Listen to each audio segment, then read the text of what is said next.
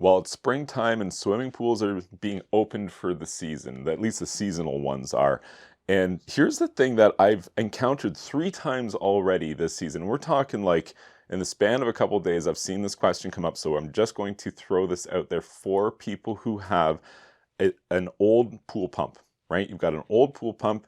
You just got your system together, the pool filled up and open for the season, and the pump is seized.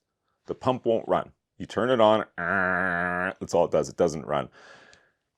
This is very important to understand. This advice I'm about to give applies to single speed pool pumps, old pool pumps, not variable speed pool pumps that have an expensive digital motor controller bolted to the motor.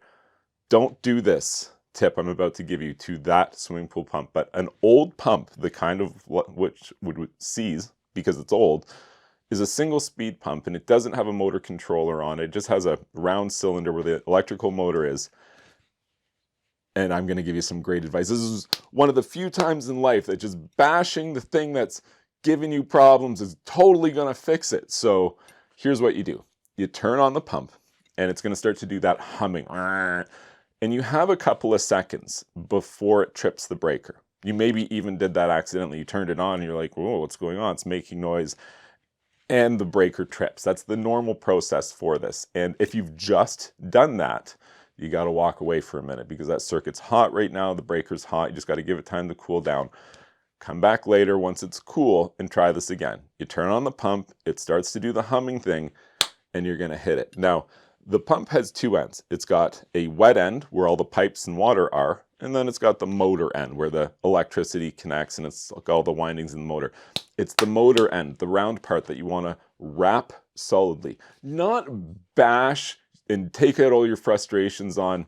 That's not really the move here. You're not trying to break something. Just give it a good couple of wraps there, because what's happened is there's corrosion that's developed on moving parts here, and they can't move because going from not moving to moving takes a good amount of energy, and it could be just that little jog that you give it is enough to get that motor spinning. Now, it warrants mentioning that this doesn't apply to all swimming pool pumps. Some pumps have an external capacitor, like a big hump on top of it, which provides this extra current needed to start a motor moving. A motor that's already moving, it's easier to get it moving or keep it moving, but one that's stopped, to get it going, sometimes you need this extra capacitor, or a different style of pool pump uses a fancy electrical design in order to allow for this high current startup to get it moving, but just a little bit of corrosion, a tiny amount. So you got moisture, you got an old pool pump, you got chlorine that you're storing over there, some corrosion has developed,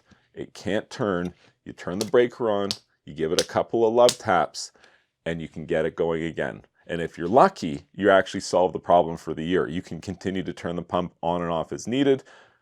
Sometimes this is kind of like the death knell for an old pump. You get her going, right? But the next time that you stop it, it does it again, right? And you just can't be out there wailing on the pump every time that you need to start and stop it. This means you need to buy a new pool pump. But if you're one of these people that you've just discovered this problem right here, right now, there's a good chance you can get this old pump going with a couple of love taps. If you found this information helpful, please be sure to like this video, subscribe to my YouTube channel, and you can check out my website, swimmingpoolsteve.com.